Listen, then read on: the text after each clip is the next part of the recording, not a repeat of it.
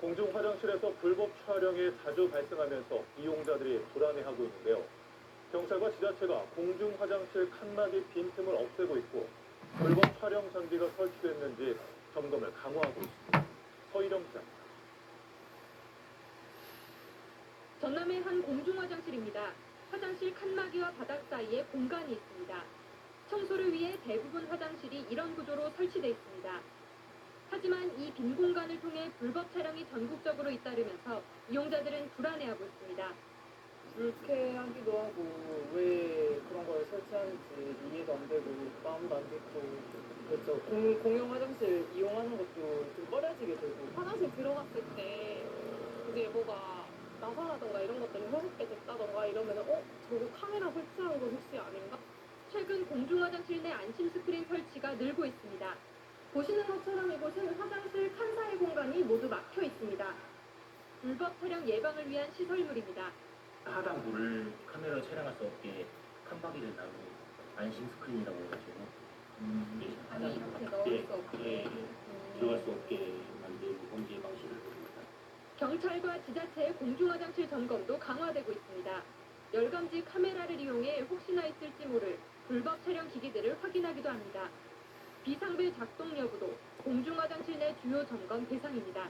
범죄 예방 시설물 설치를 통해 범죄 발생이 크게 줄었고 공중 화장실을 이용하는 고객의 약 84.6%가 화장실 이용에 만족을 하고 있으며 경찰은 지자체와 함께 공중 화장실 내 안전시설물 설치를 확대하고 점검을 더욱 강화하기로 했습니다. MBC 뉴스 서희령입니다.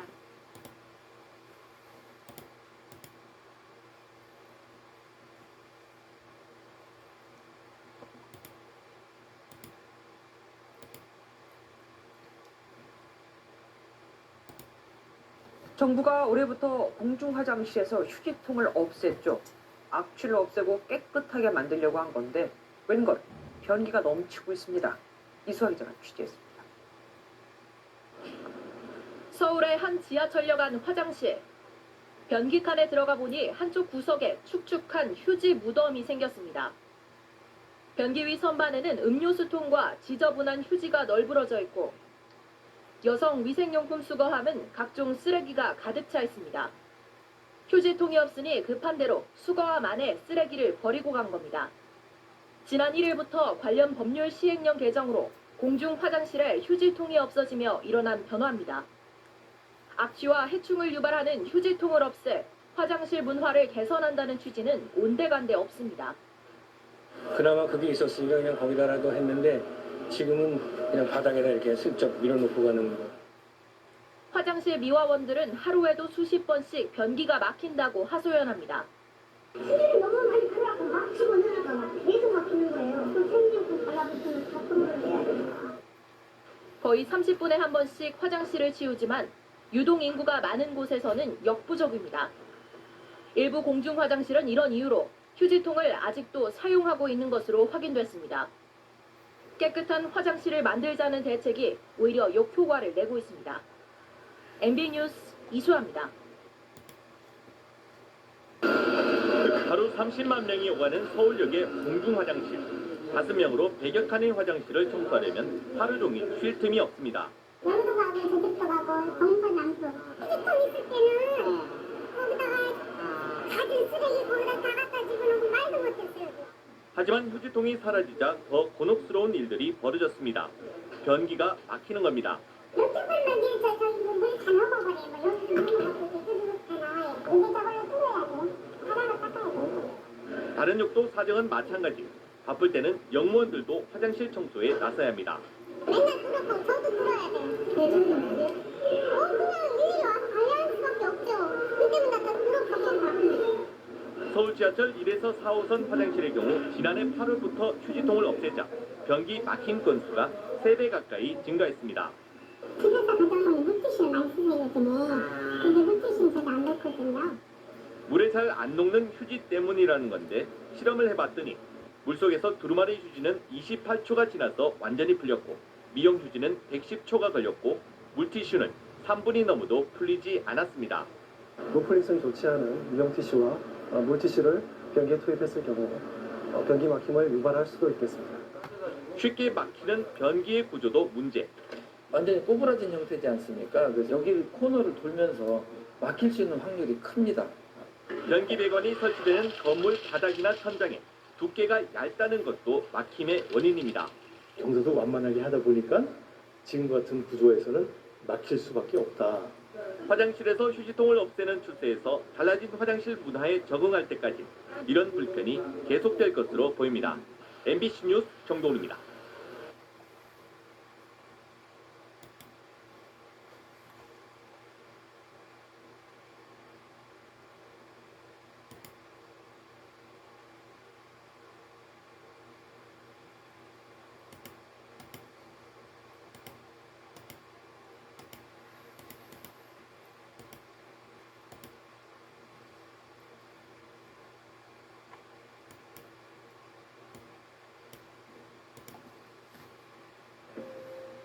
사실 누가 알았겠어요?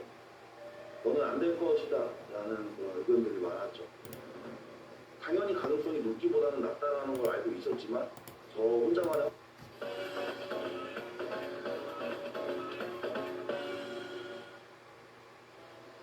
공중 화장실에 가면 어느 칸을 주로 이용하시나요? 미국 컬럼비아 대학병원의 의사가 화장실 위생과 관련한 흥미로운 연구를 진행했는데요. 사람들이 선호하는 화장실 칸이 있고 사용 빈도에 따라 변기 청결도도 다른 것으로 나타났습니다. 여자 화장실의 경우 첫 번째 칸이 가장 깨끗했는데 여성은 개인 공간을 중요하게 생각하다 보니까 출입문에서 가장 먼 칸을 선호하고 문과 멀리 떨어진 칸을 자주 사용해서 상대적으로 오염도도 높은 편이었다고 합니다. 남성은 정반대였는데요. 출입문과 가까운 칸을 이용하는 경우가 많았고 이 때문에 첫 번째 칸보다는 마지막 칸의 위생 상태가 제일 나은 것으로 조사됐습니다. 그렇다면 화장실에서 변기보다 더러운 물건은 뭘까요? 화장실 문화시민연대가 전국 공중화장실의 180개 부위를 대상으로 조사했더니 손 건조기의 미생물 오염도가 변기와 수도꼭지 손잡이보다 높았는데요. 항상 물기가 있는 데다가 따뜻한 바람이 나오다 보니까 제대로 관리하지 않으면 세균이 증식하기 쉽다고 합니다.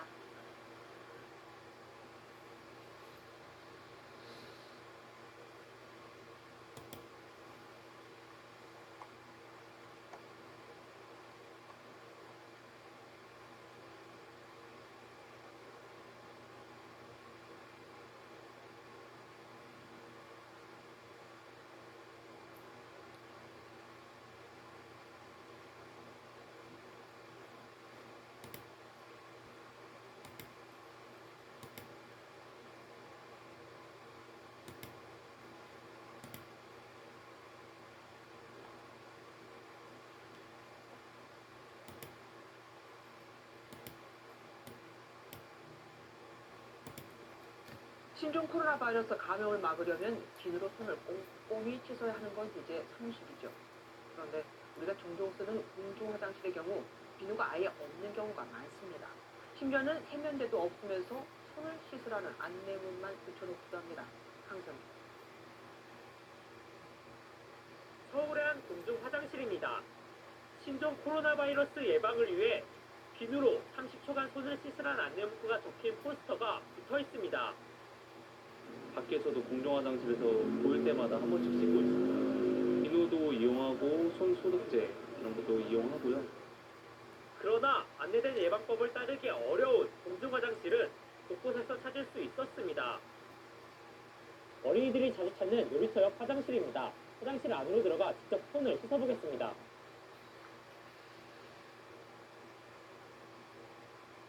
하지만 화장실 안으로 들어와서 주변을 살펴봐도 비누나 손 소독제 그 아무것도 보이지 않습니다. 천변 산책로역 화장실 점검표엔 비누가 있다고 표시돼 있지만 비누는 물론 세면대도 보이지 않습니다. 손 세정제는 비치를 했으니까 저희가 다시 한번 정비를 잘 하겠습니다. 시민과 외국인이 고루 찾기로 유명한 시장엔 비누가 없는 화장실도 있었고 다른 시장의 화장실은 세정액이 떨어져 아무리 눌러도 물비누가 나오지 않습니다. 외출했을 때에도 수시로 손을 자주 씻는 것이 공공장소에서 사용을 하는 화장실에 위생적인 물비누가 비치가 되어서 좀 더 손 세정에 도움이 될 수 있도록 신종 코로나 바이러스 확산을 막기 위해 생활 밀착 시설에 대한 꼼꼼한 관리가 필요합니다. MBN 뉴스 강세훈입니다.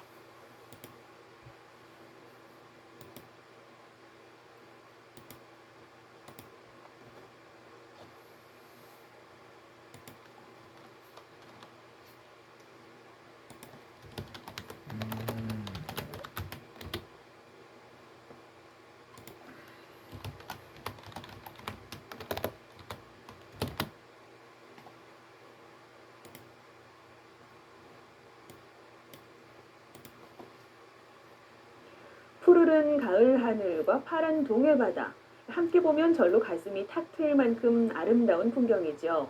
그런데 요즘 강원 동해안을 찾는 관광객들이 공중 화장실 문제로 때 아닌 불편을 겪고 있다고 합니다.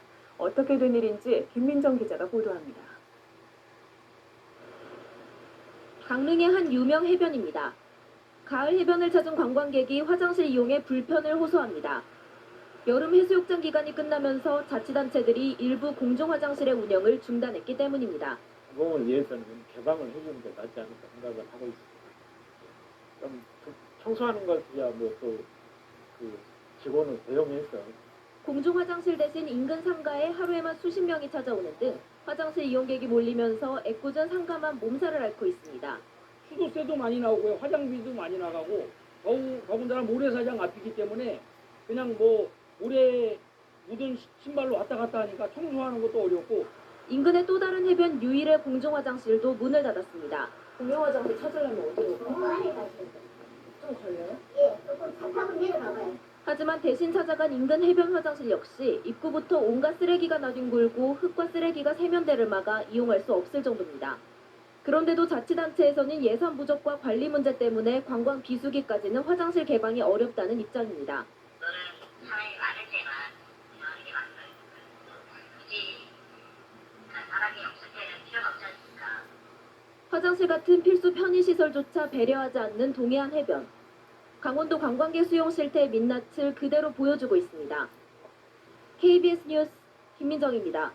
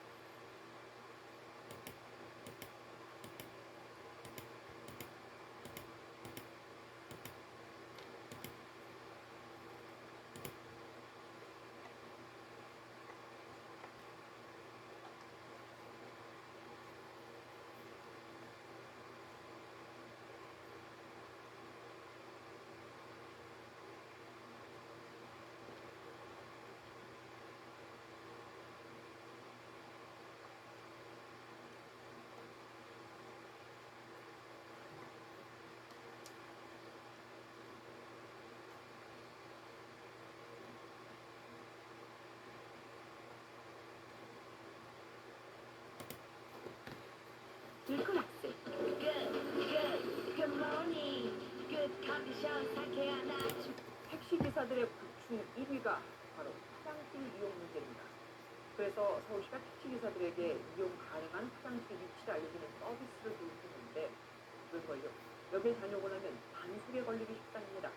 이만입니다. 진단 취재했습니다.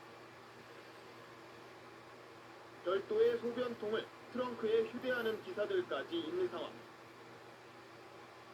택시기사들의 화장실 고충을 해소하기 위해 서울시는 지난해부터 택시 단말기에 주변 화장실을 안내해주는 서비스를 시작했습니다.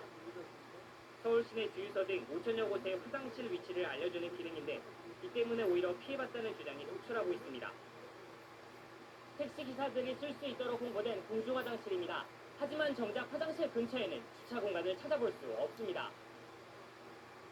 서울시가 안내한 화장실 주변이 대부분 주차금지 구역으로 묶여있기 때문인데 택시기사들은 갑자기 날라온 과태료 고지서에 울상짓고 있습니다.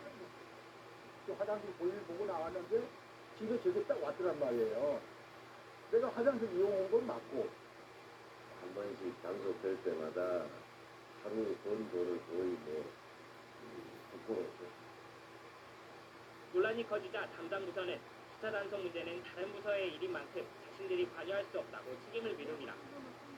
타부적인 업무를 저희들은 주차장에서 못하게 하고 이렇게 하시는 건 안 되거든요. 서울시의 생색내기 정책에 택시기사들은 오늘도 최대 5만 원에 달하는 과태료 공포에 떨고 있습니다. MBN 뉴스 이만영입니다.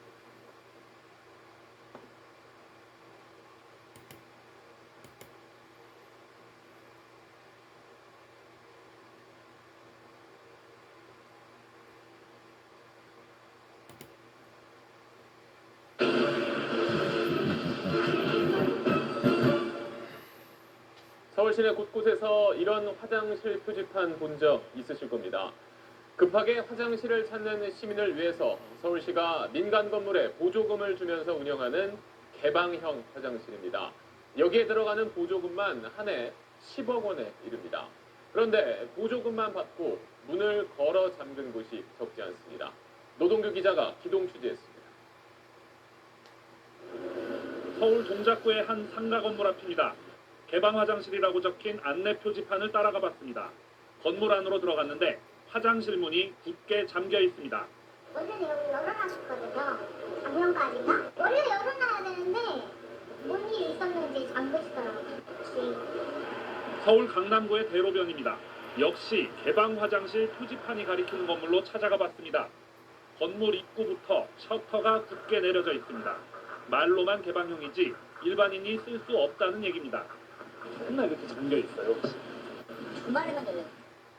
서울 시내 민간 개방 화장실은 1,143곳. 건물주는 자기 화장실을 일반에 개방하는 조건으로 서울시와 자치구로부터 많게는 매달 10만 원을 지원받습니다. 휴지나 비누 같은 현물로 지원받는 곳도 있습니다. 이렇게 지원되는 돈이 한 해 10억 원이 넘습니다. 그런데 지원만 받고 아예 개방하지 않거나 엉터리로 운영하는 곳이 적지 않은 겁니다. 매일매일 하긴 불가능해요. 사실상 실무자가 한 사람인데 다른 건물도 하다 보니까 조금 어려움이 있는 게 사실입니다. 힘들어요. 건물 측도 할 말은 있습니다. 너무 지저분하고 오면은 예부에서 손을 먹고 와가지고 오바이트 해놓고 청소하는 거 이것도 한두 분이 아니에요. 그게 이런 기물 받은 거 있고 또 연기 받은 거 앉아서 손을 먹고 이런 이유 때문에 지원도 필요 없다며 화장실 개방을 철회한 곳만도 지난 5년간 176곳이나 됩니다. 하지만 지원금만 받고 화장실 개방에 인색한 곳이 여전히 많다는 게 문제입니다. 아니 이거 항상 잠겨 있어요. 거의. 기분 나쁘죠? 이름만 개방이고 그냥 그런 개방 소리들 빼든가. 그죠? 개방 화장실에 적잖은 예산이 지원되는 만큼 철저한 관리 감독이 있어야 합니다. 아울러 본래 취지대로 모두가 사용할 수 있는 화장실이 되도록 이용자들의 공동체 의식도 필요합니다. SBS 노동규입니다. 제주도에서 믿을 수 있는 중고차 딜러 찾으시나요? 후기를 증명하는 제주 1등 딜러? 부산의 대표적인 관광지 용궁산은 매일 수천 명의 관광객들이 찾는 곳입니다. 네, 그런데 절 입구 주차장에 화장실이 폐쇄돼 관광객들이 큰 불편을 겪고 있다고 합니다. 강소라 기자가 보도합니다. 부산 용궁사 입구 화장실에 폐쇄 안내판이 걸려 있습니다. 화장실을 찾았던 관광객들은 당황하며 발길을 돌립니다. 그 화장실도 급하고 해서 왔는데 공사 중이라 하니까 또 찾아야 되니까 화장실을. It's not such an urgency right now, but I will ask somebody to find me. 관광객들이 화장실이 달린 인근 식당으로 몰려들며 상인들도 난감한 상황입니다. 영업을 할 수가 없어요. 이게 전부 화장실 가는 줄이에요. 끝나고 화장실 급해고 오는데 어떻게 못 쓰게 합니까? 화장실이 폐쇄된 건 이달 초. 기존에 쓰던 지하수가 수질 검사 결과 부적합한 것으로 확인됐기 때문입니다. 용궁사 입구에 있는 화장실을 이용하지 못하는 상인들과 관광객들은 이 108계단을 지나 절 내부에 있는 화장실을 이용해야 하는 불편함을 겪고 있습니다. 지하수 대신 수돗물을 쓰면 되지만 문제는 매달 500만 원 상당의 수도세입니다. 군청은 화장실을 지어준 대신 주차장 운영업체가 관리를 하기로 한 지난 2010년 협약에 따라 수도세는 업체가 부담하라는 입장입니다. 증여되기 오래전부터 주차장 관리를 현 소유권자가 하고 있는 점 등을 비추어 볼 때 협약이 유효하다고 봅니다. 그동안 관리를 맡아왔던 업체는 기존 관리 비용에 더해 갑작스런 수수료를 감당할 수 없다는 입장입니다. 대중이 이용하는 화장실이니까 조금은 예산을 잡아주면 운영을 할 수 있잖아요. 제가 돈이 더 들더라고요. 근데 그거조차도 지금 안 한다고 하니까. 비용을 두고 군과 관리업체가 줄다리기를 하고 있는 사이 용궁사를 찾은 관광객들의 불편은 잇따르고 있습니다. KNN 강소라입니다.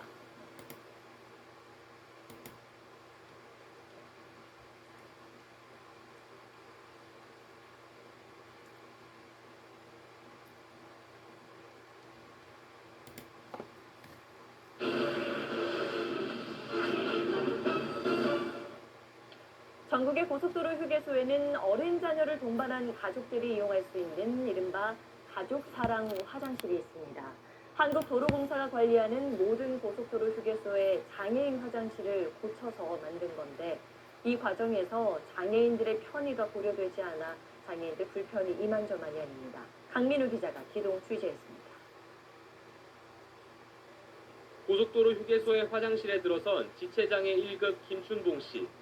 변기에 접근하기가 쉽지 않은 듯 앞으로 갔다 뒤로 갔다를 반복합니다. 손잡이를 잡아야만 변기에 앉을 수 있는데 손이 잘 닿질 않습니다. 굉장히 위험하죠? 휴게소의 장애인 화장실을 개조해 가족 단위 이용객들을 위한 화장실로 바꾸면서 생긴 일입니다.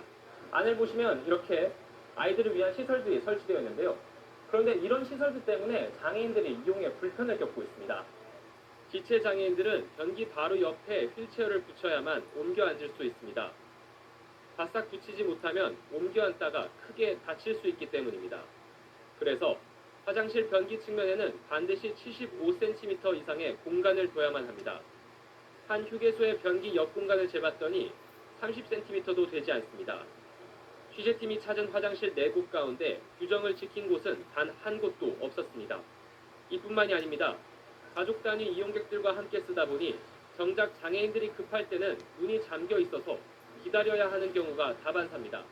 휠체어 탄 장애인들은 배뇨나 배변의 기능에도 상당히 어려움을 많이 갖고 있기 때문에 비장애인들처럼 오랫동안 참지 못하고 바지에다가 실수를 하는 경우들이 있기 때문에 한국도로공사가 전국 고속도로 휴게소에 만든 가족사랑 화장실은 모두 193곳. 장애인들이 불편하건 말건 법 규정도 제대로 안 지킨 채 장애인 화장실을 뜯어 고쳐놓은 겁니다.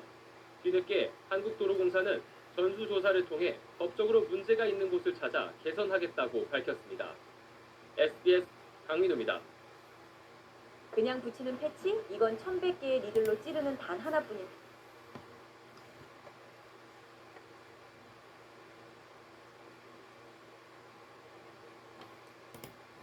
신종 코로나 바이러스가 공중 화장실 변기로 전염될 수 있다. 또 소금물로 예방을 할 수 있다. 진짜 그런지 궁금해하시는 분들이 많아서요. 저희 김태형 기자가 한번 알아봤습니다.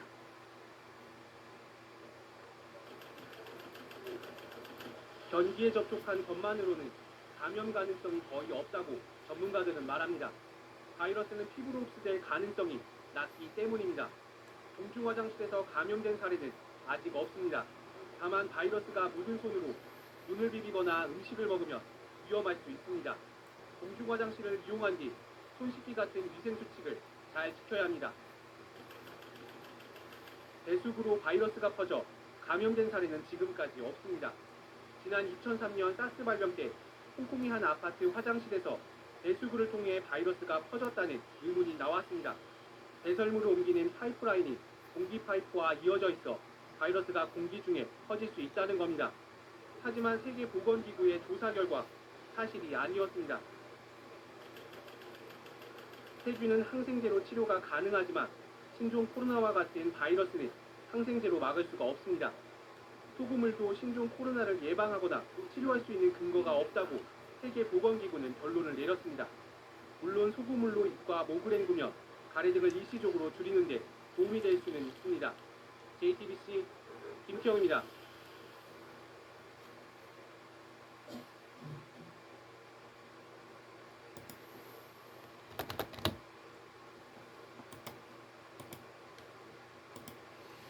네, 우리나라를 찾는 외국인들에게 업소 화장실에 가봤느냐고 물었습니다. 충격적이다. 고를 수 있으면 분리된 화장실에 가겠다는 응답이 압도적으로 많았습니다.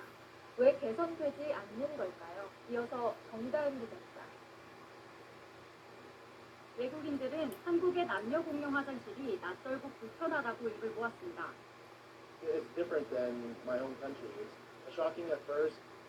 I have the choice. I would rather choose a restaurant where I have a separate toilet. 외국인 유동인구가 많은 이태원역 근처에서도 남녀 공용 화장실을 쉽게 찾아볼 수 있습니다. 영업장 밖 비좁은 골목과 연결돼 있어 안전을 보장받기 힘든 화장실도 여럿입니다. 하지만 영세업주들은 공간 확보나 비용 문제로 화장실 분리에 소극적입니다. 이럴 땐 층별로 남녀 화장실을 따로 두는 것도 대안이 될 수 있습니다. 제가 있는 이곳 카페 1층에는 여자 화장실만 있습니다. 남자 화장실은 표시를 따라 한 층 위로 올라가야 합니다. 별도의 공사 없이도 남녀 이용자의 동선을 분리할 수 있다는 게 장점입니다. 내 고객을 다시 한번 우리 그 건물로 끌어들인다는 그런 경쟁력 차원에서 또한 고객을 위한 서비스 차원에서 이제는 정말 고민하고 상인들도 공용 화장실 개선은 규제 회피 목적이 아니라 경쟁력 제고 방법으로 받아들여야 한다는 지적입니다. 채널A 뉴스 정다은입니다. 광주 남구의 한 건물 3층에 있는 발달장애인 주간보호센터입니다. 한 발달장애인이 사회복지사와 함께 엘리베이터를 타고 옆 건물로 이동합니다. 발달장애인이 찾아간 곳은 옆 건물의 한 장애인용 화장실. 센터와 같은 층에 있던 장애인용 화장실이 일주일 전 없어지고 일반 화장실로 바뀌었기 때문입니다. 1, 2층에 장애인용 화장실이 있지만 세면대가 없어 손조차 씻을 수 없는 상황입니다. 장애인 화장실을 일반 화장실로 개조한 곳입니다. 이렇게 사람 한 명이 들어가면 한 칸이 꽉 차다 보니 보호자와 함께 이용해야 하는 발달장애인은 이용이 어렵습니다. 장애인용 화장실을 없앤 건 같은 상가 입주자들입니다. 입주자들은 일반 화장실이 무단으로 장애인용 화장실로 개조됐고 비장애인들이 이용하는 데 불편함으로써의 원상복구했다고 주장합니다. 하지만 센터 측은 무단 개조한 적이 없다며 장애인 권리를 무시한 처사라고 말합니다. 광주 남구의 한 건물 3층에 있는 발달장애인 주간보호센터입니다.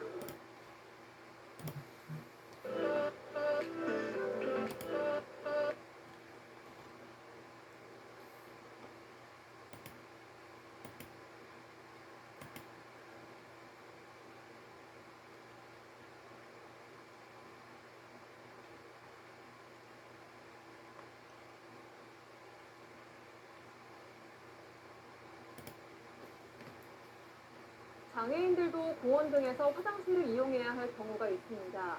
그런데 공용 화장실 대부분에 장애인 편의시설이 설치되어 있지 않아서 장애인들이 불편을 겪고 있습니다. 안준호 기자입니다.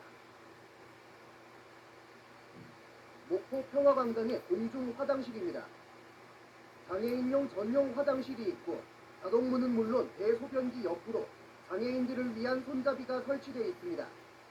공간도 넓습니다. 휠체어를 탄 장애인들이 화장실을 이용하기 위해선 이처럼 넓은 공간이 필수적입니다.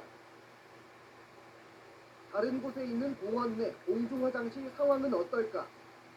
목포 버스터미널 앞에 조성된 산책로입니다. 중간에 공중 화장실이 있지만 장애인 전용 화장실은 없습니다. 턱이 높은 것은 물론이거니와 화장실 문 폭이 좁다 보니 휠체어가 들어갈 수조차 없습니다.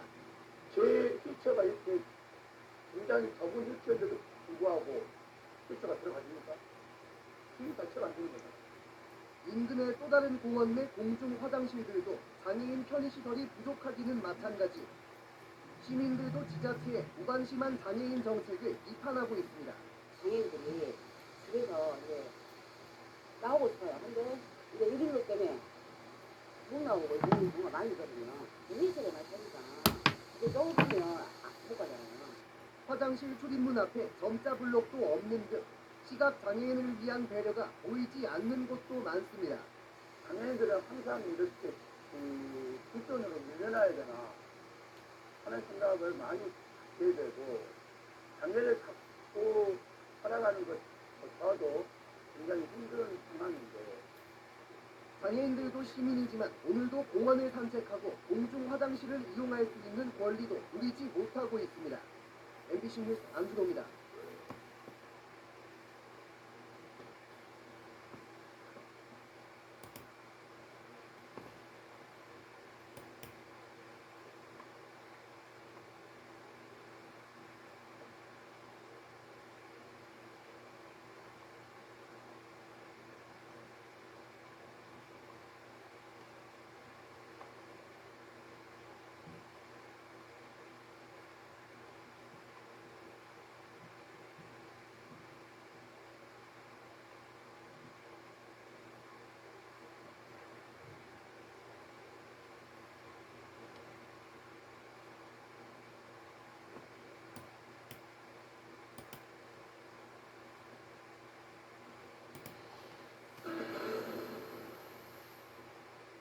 이번 살인 사건이 일어난 곳은 남녀가 함께 사용하는 이런 공용 화장실입니다. 공중 화장실 등에 관한 법률에 따라서 2006년 이후에 지은 일정 규모가 넘는 건물은 남녀 화장실을 구분해서 설치해야 합니다. 그러니까 2006년 이전에 지어졌거나 일정 규모가 넘지 않는 건물에선 여전히 이런 남녀 공용 화장실을 쉽게 찾아볼 수 있습니다. 그런데 이 공용 화장실을 사용할 때마다 불편함과 범죄에 대한 불안함을 느낀다는 사람들이 많습니다. 정경남 기자가 긴급 점검했습니다. 강남역 근처 유흥가 골목입니다. 상가 건물에 들어가면 남녀가 같이 쓰는 공용 화장실을 쉽게 찾아볼 수 있습니다. 서울 종로의 상황도 크게 다르지 않습니다. 취재진이 찾아가본 상가 화장실 20개 중 남녀 공용 화장실은 모두 7곳, 3곳 중 1곳꼴이었습니다. 서울 종로의 한 남녀 공용 화장실입니다. 보시면 남성용 공간과 여성용 화장실이 바로 옆에 붙어 있습니다. 실제 이성을 상대로 한 범행이 일어날 경우에는 취약할 수밖에 없는 일입니다. 여성들은 공용 화장실을 쓸 때 불안함을 느낄 수밖에 없습니다. 섹시한 남자들이 들어오는 소리를 듣고 좀 무서웠기도 하고 마주치기가 좀 꺼려져서 지금 듯이 없는 선 있다가 남성들도 불편하긴 마찬가지입니다. 소변기 같은 것도 밖에 나와 있고 하니까 이제 갑자기 문 발칵 열기도 하면은 좀 좋지도 않고. 작은 상가의 화장실은 공중 화장실에 관한 법의 적용 대상도 아니어서 법의 사각지대에 놓여 있습니다. 그런 절대로 집계는 없습니다. 사실 집계는 그런 사입니다. 건물주들까지 수리비가 든다며 방치하는 경우가 많아 범죄에 취약한 곳이 적지 않은 실정입니다. SBS 전병남입니다.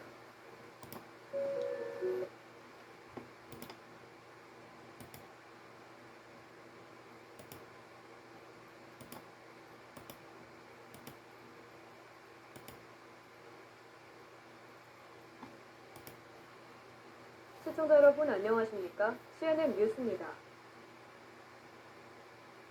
장애인들이 대중교통을 이용하면서 편의시설을 사용하는 건 쉽지 않은 일입니다.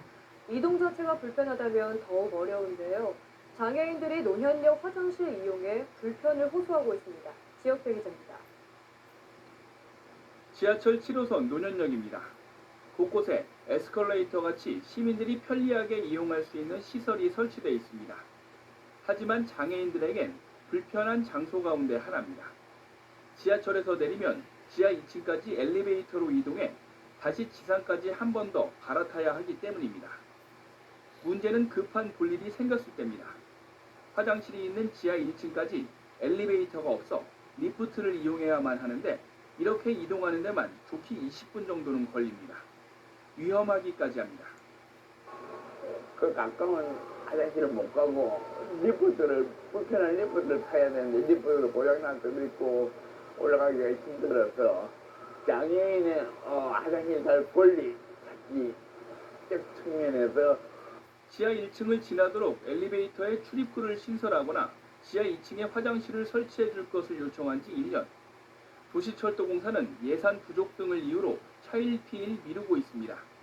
최근 공사 관계자들의 점검이 한 차례 이루어진 게 전부. 취재가 시작되자 개선 방안을 검토하겠다는 입장을 밝혔습니다. 그 담당자 얘기가 저희가 지하 2층에 단위 화장실을 설치하는 것을 검토하고 있대요. 그래서 오늘 그 토목처 직원이랑 이제 다른 부서 직원이랑 해서 오늘 현장 확인을 하는 예정이라고 그렇게 얘기하더라고요. 중증 장애인 단체는 이달 중순께 열리는 서울 정책 박람회에서 교통약자의 이동권과 시설 개선을 촉구할 계획입니다. CNN 뉴스 지역구입니다.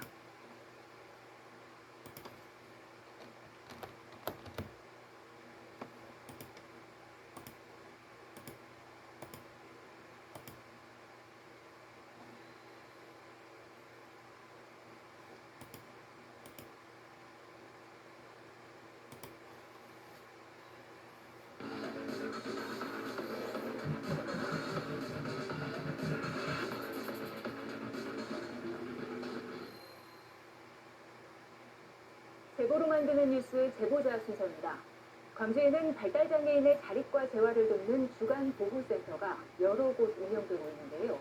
한 주간보호센터가 입주한 상가 건물 3층에 원래 있었던 장애인용 화장실이 없어지면서 발달 장애인들이 큰 불편을 겪고 있습니다. 어떻게 된 일인지 송민주 기자가 보도합니다. 광주 남구의 한 건물 3층에 있는 발달장애인 주간보호센터입니다. 한 발달장애인이 사회복지사와 함께 엘리베이터를 타고 옆 건물로 이동합니다. 여기 계단 조심해야 돼. 여기 봐봐. 발달장애인이 찾아간 곳은 옆 건물의 한 장애인용 화장실.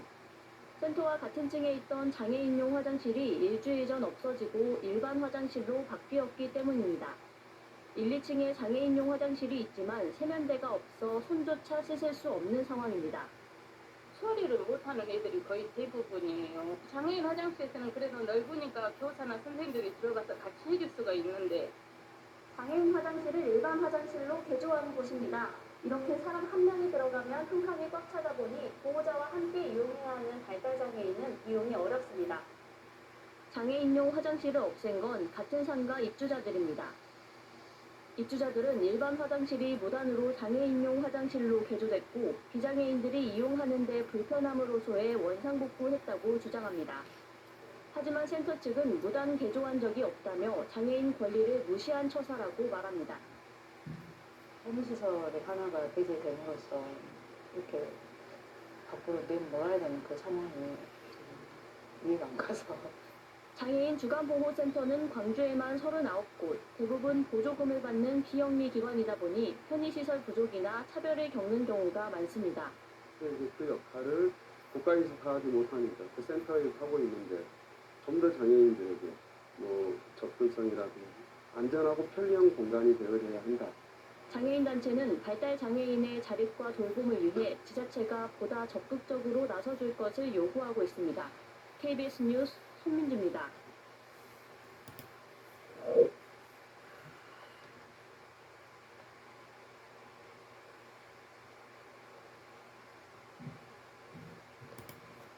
나보다 날 더 잘 아는 나만의 스포츠파이. 이제 알레그라도 질책이 하지 말고 준비치도 말아요. 알레르기는 알레그라. 장애인 화장실은 10층에 준비되어 있습니다. 서울 강남의 한 상가 건물 1층 화장실에 붙어있는 안내문입니다. 정작 10층에 있는 장애인 화장실은 물건이 가득 쌓여있는 창고와 다를 바 없었습니다. 그런데 문제는 이곳만이 아니었습니다. 신진 기자가 취재했습니다. 서울 수서동의 20층짜리 상가 건물. 1, 2층에 상점과 병원 등 편의시설이 집중되어 있습니다. 휠체어를 타고 이 건물 마트에 온 이종만 씨는 1층 화장실을 찾았지만 그곳엔 장애인 화장실은 10층에라는 안내만 붙어 있었습니다. 엘리베이터를 타고 10층으로 이동했지만 장애인 화장실 앞엔 생활용품이 쌓여 있어 접근조차 힘듭니다.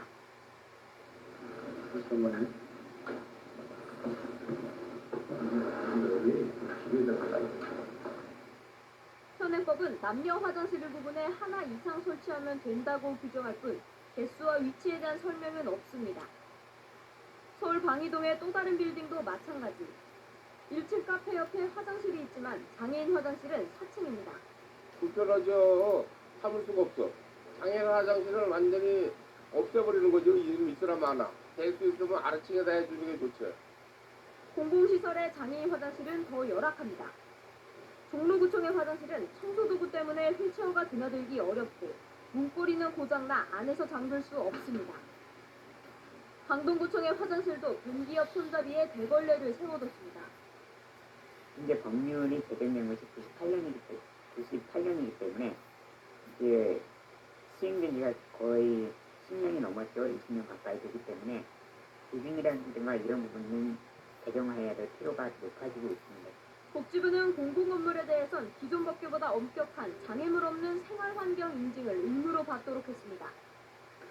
하지만 공공시설이 아닌 일반 건물은 이 규제에서 제외돼 실효성이 없다는 지적입니다. JTBC 신진입니다.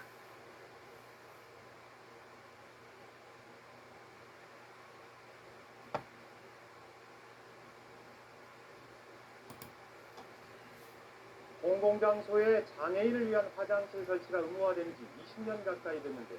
실제로는 장애인들이 이용하기 어려운 화장실이 많아 장애인들의 불만이 큽니다. 김항석 기자가 취재했습니다. 제주 제주 시내 한 전통시장에 설치된 장애인 화장실. 화장실로 이동하려면 가파른 계단을 올라야 합니다. 경사로나 휠체어 리프트는 설치돼 있지 않습니다. 장애인 화장실을 알리는 점자 안내판이나 표시도 전혀 없습니다. 위생시설의 용무가 바뀌어서 왔는데 어쩔 줄 모르는 거죠. 어떻게 상황을 어떻게 대처할지 모르겠고 지금 상황이 난감한 상황이 발생하는 거죠. 이곳에는 장애인 화장실에 의무적으로 설치돼야 하는 잠금장치로 마련되어 있지 않습니다. 문화재 안에 설치된 장애인 화장실도 사정은 비슷합니다. 경사가 가파른 곳에 있어 휠체어를 탄 장애인들의 접근이 쉽지 않습니다. 게다가 화장실의 자동문도 작동하지 않아 이용 자체가 불가능한 상황. 여기 장애인이 내가 알아보거든. 자꾸만 일반인 누가 아무도 가서 해가지고 잠깐 실직을 내려가 없어요. 제주시 도심지역 공공시설의 장애인 화장실에 56군데. 절반가량은 장애인들이 이용하기 어렵거나 편의시설이 규정대로 설치되지 않았습니다. 편의시설이나 아니면 교통 환경이나 대부분 할 때 같이 이야기해서 변화시키는 부분 이런 것들이 좀 만들어진다면 앞으로 좀 더 나은 접근성이 더 확보되지 않을까. 장애인들을 배려하지 않는 탑상행정 때문에 장애인들의 소외감만 커지고 있습니다. MBC 뉴스 희망섭입니다.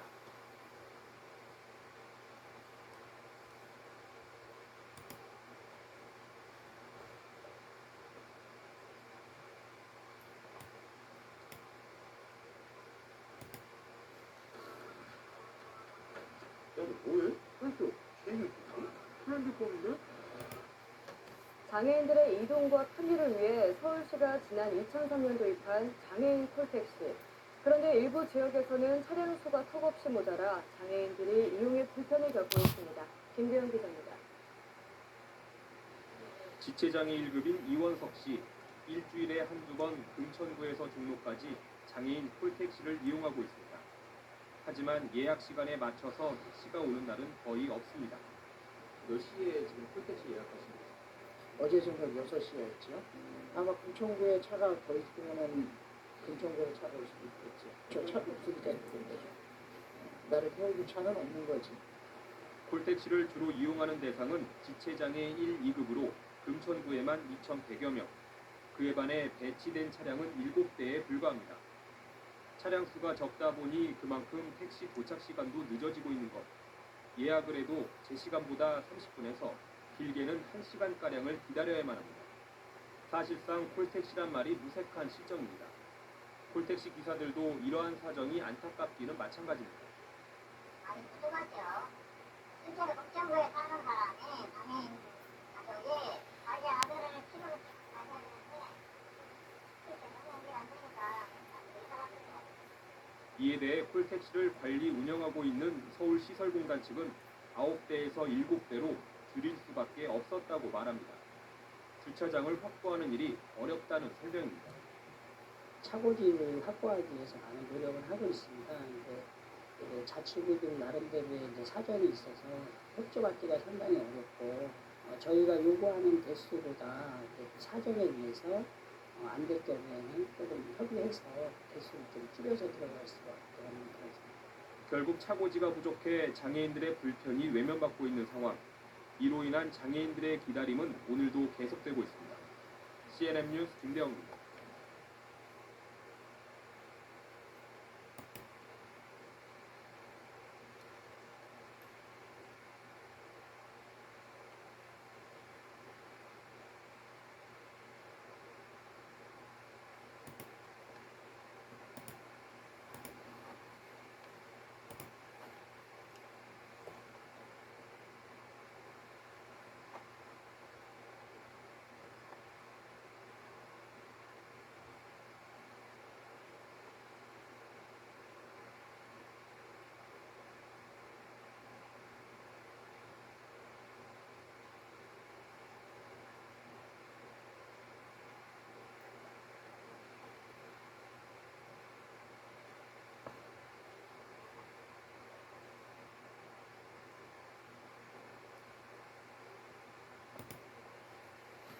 시각장애인 유튜버 원샷 한솔로 유명한 김한솔 씨가 최근 경기도 오산에서 혼자 버스를 타봤다며 올린 영상입니다.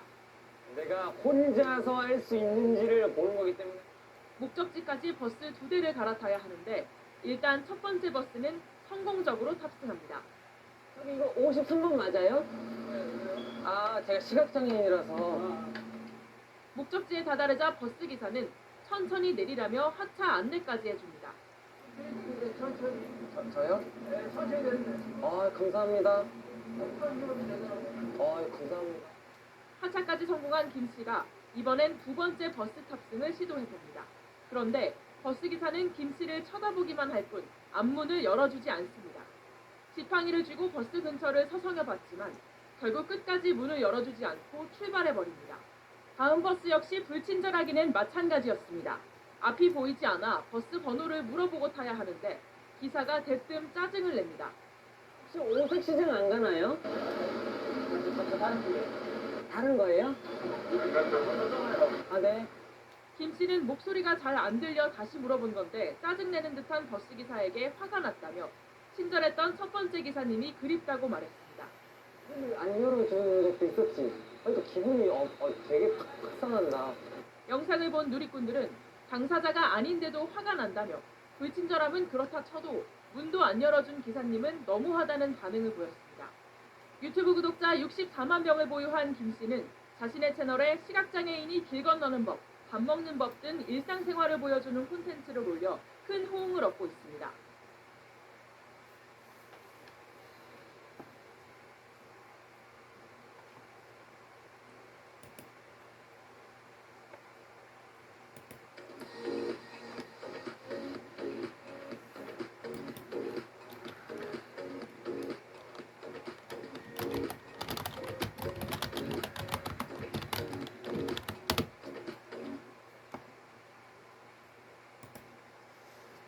안녕하십니까. 뉴스데스크 강원입니다. 2018 겨울올림픽을 친환경올림픽으로 치르겠다는 정부 지원에 많은 운수회사들이 친환경 전기버스를 구입했습니다. 강릉의 한 운수회사도 2017년과 2018년 모두 18대의 전기버스를 사들였는데 현재 버스 상당수가 정상 운행하지 못하고 있습니다. 무슨 상황인지 김인성 기자가 취재했습니다. 지난 5월 강릉 도심을 달리던 시내버스가 엔진이 꺼지며 갑자기 멈춰섭니다. 기사가 놀라 회사로 급하게 전화하고 승객들도 놀란 마음에 내립니다. 5월에만 해도 이런 급작스러운 멈춤 현상은 2번이나 있었고 취재를 진행하던 이달 4일과 9일에도 버스 멈춤 현상은 또 발생했습니다.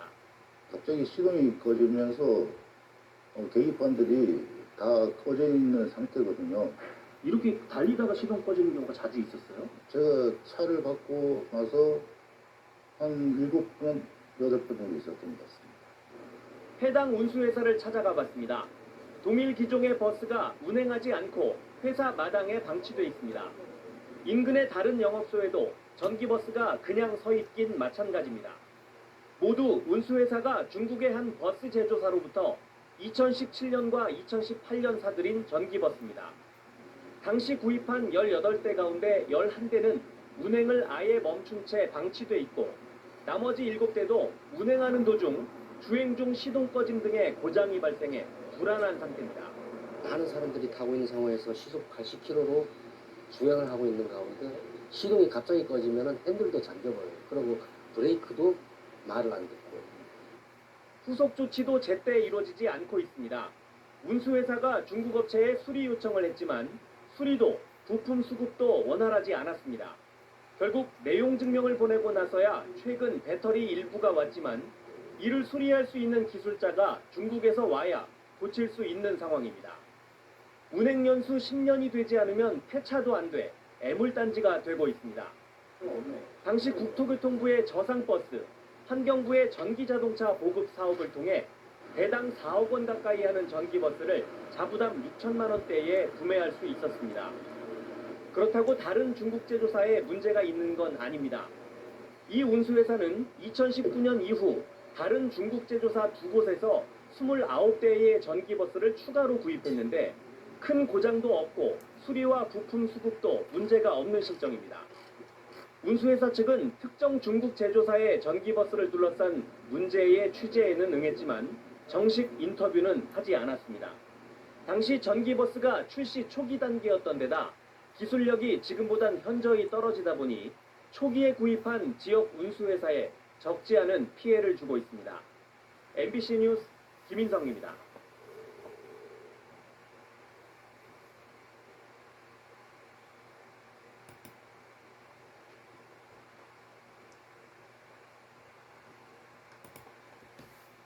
정부가 올해 전기차 보조금 체계를 개편하며 전기버스의 보조금 책정 방식이 바뀌었습니다.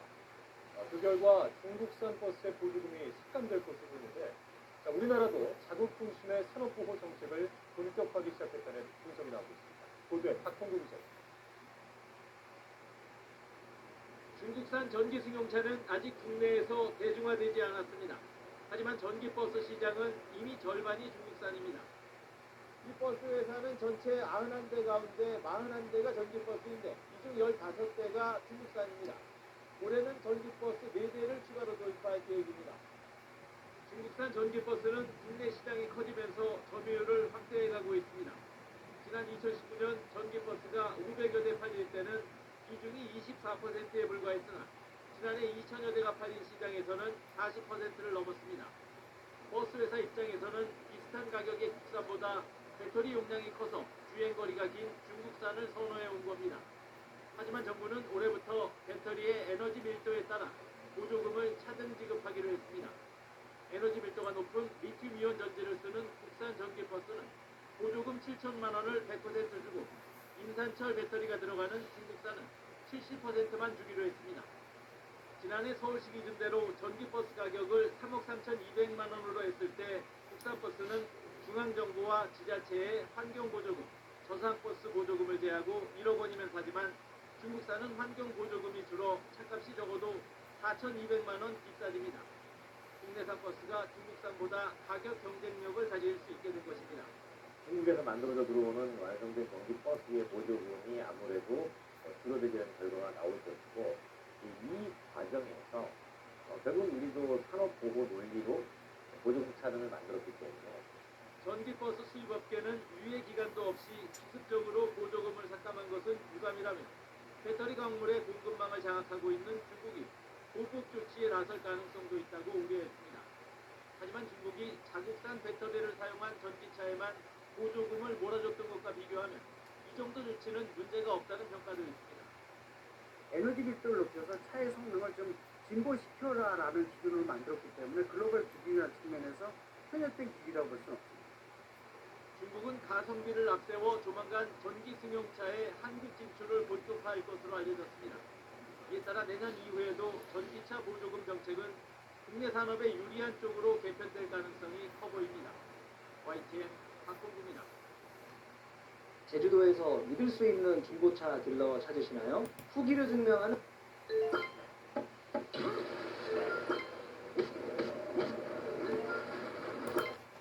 네, 올 들어 국내에서 팔린 전기 버스의 절반 정도가 중국산인 것으로 나타났습니다. 최근엔 승용차 시장에서도 중국산의 약진이 눈에 띄는데요. 반면 한국자동차의 대중국 수출은 부진을 면치 못해서 자동차 교육에서 대중 적자가 점점 커지고 있습니다. 손수욱 기자가 보도합니다. 올해 1월에서 10월까지 국내에서 판매된 전기버스 1,874대 가운데 47%인 876대는 중국산인 것으로 집계됐습니다. 국토부 자료에 따르면 중국산 전기버스의 점유율은 지난 2021년 38%, 2022년 42%로 매년 늘고 있는 것으로 나타났습니다. 올해 국내에서 가장 많이 팔린 중국산 전기버스는 타이거버스의 하이퍼스이고 이어 비아디가 뒤를 이었습니다. 중국산 전기버스의 판매량 증가는 상대적으로 싼 배터리를 적용한 데 따른 가격 경쟁력과 서울 이외 지역의 중국산 버스 도입 확대 등에 따른 것으로 분석됐습니다. 전기 화물차 시장에서도 중국산 차의 비중이 2021년 0.3%에서 지난해 4.6%, 올해 5.6%로 늘었습니다. 또 올해 테슬라가 가격을 확 낮춘 중국산 모델 Y를 앞세워 국내 판매량 15,000대를 넘기는 등 승용차 부분에서도 중국산 전기차 수입이 크게 늘었습니다. 한국무역협회 통계에 따르면 전기차 수입액 기준으로 아직 독일 전기차가 1위지만 중국이 올 들어 미국을 제치고 2위로 올라오는 등 선전을 하고 있습니다. 지난 2011년만 해도 중국과의 자동차 교육에서 23억 달러의 흑자를 냈던 우리나라는 2017년부터 적자로 돌아서 올해 10월까지 이미 8억 달러 적자를 기록하면서 이제 자동차가 대중국 수출 상품에서 수입 상품으로 바뀌었다는 평가까지 나오고 있습니다. SBS 손승욱입니다.